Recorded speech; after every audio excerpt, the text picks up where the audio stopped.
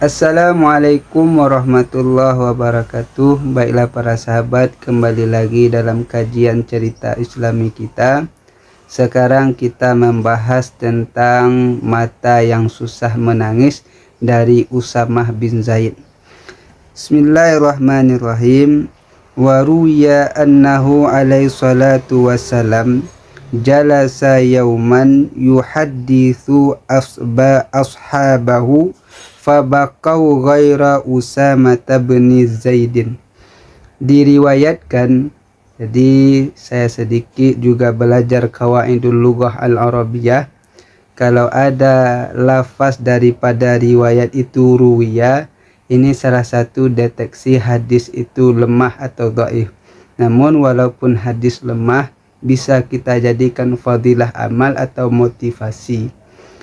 Wa ruwiya annahu alaihi salatu wassalam, bahwa sesungguhnya Nabi Muhammad sallallahu alaihi wasallam jalasa yauman, duduk hianya Nabi pada suatu hari, berbicara hianya Nabi akan sahabatnya Nabi.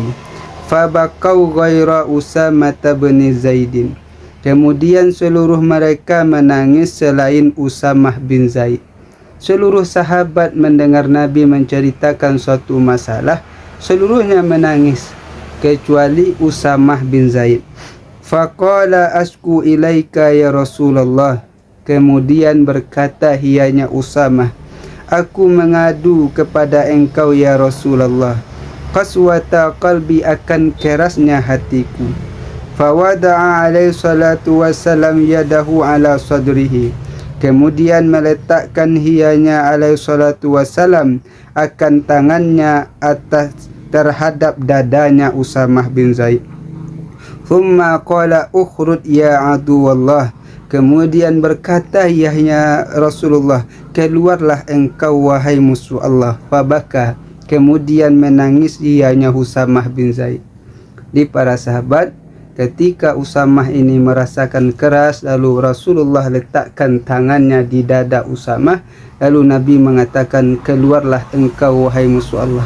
Salah satu yang membuat kita susah menangis itu karena banyaknya setan-setan di dalam diri kita, banyaknya setan yang ada di hati kita, membuat air mata ini sulit menangis, tidak bisa mengambil hikmah.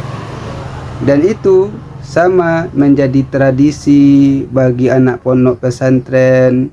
Kalau dia bertemu dengan gurunya, diusap kepalanya, diusap dadanya, lalu didoakan. Dan saya sendiri seperti itu juga sahabat.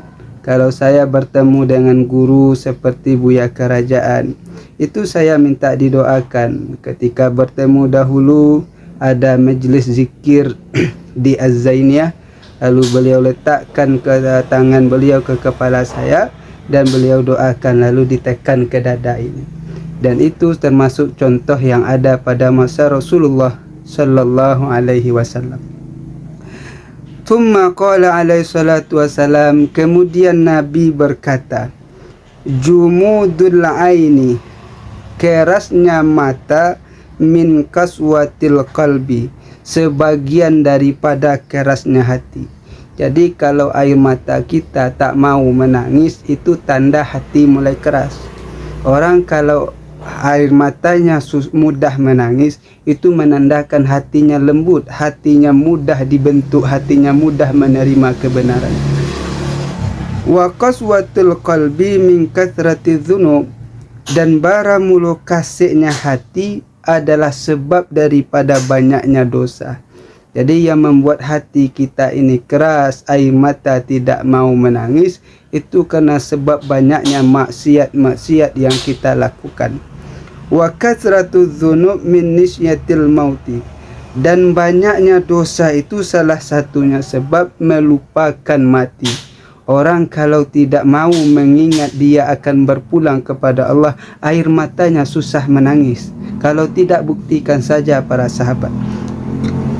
Wa nisyatul mauti min tulil amin, dan melupakan mati sebab daripada panjang angan-angan. Jadi ingin ini, ingin itu, ingin ini, ingin itu. Jadi sibuk panjang angan-angan sehingganya lupa berpulang kepada Allah Subhanahu wa taala. wa tulul amali min hubbid dunya, dan panjang angan-angan itu adalah sebagian daripada pecinta dunia. Wa hubbud dunya ra'su kulli khati'ah, dan bara mulu cinta dunia balah bara mulu puncak setiap kesalahan. Jadi para sahabat, inilah peringatan daripada Rasulullah sallallahu alaihi wasallam. Intinya, mata ini sulit menangis karena sebab terlalu cinta dunia sehingga melupakan kita mengingat bahwa kita akan berpulang kepada Allah. Mudah-mudahan Allah lembutkan hati kita, dan hati yang lembut ini, mata ini sering menangis di hadapan Allah. Karena kalau yang mata yang sering menangis di atas dunia, maka di akhirat dia tidak akan menangis. Maka Rasulullah sallallahu alaihi wasallam katakan, ada 3 mata yang tidak akan menangis di hari kiamat nanti. Yang pertama yaitu ainan ghaddat an maharimillah, yaitu mata yang ditundukkan dari apa yang Allah haramkan. Yang kedua yaitu ainan saharat fi sabilillah, mata yang bergadang di jalan Allah Subhanahu wa taala.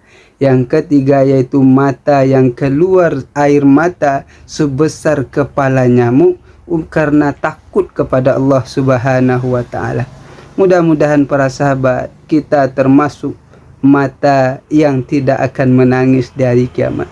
Saya akhiri, assalamualaikum warahmatullahi wabarakatuh.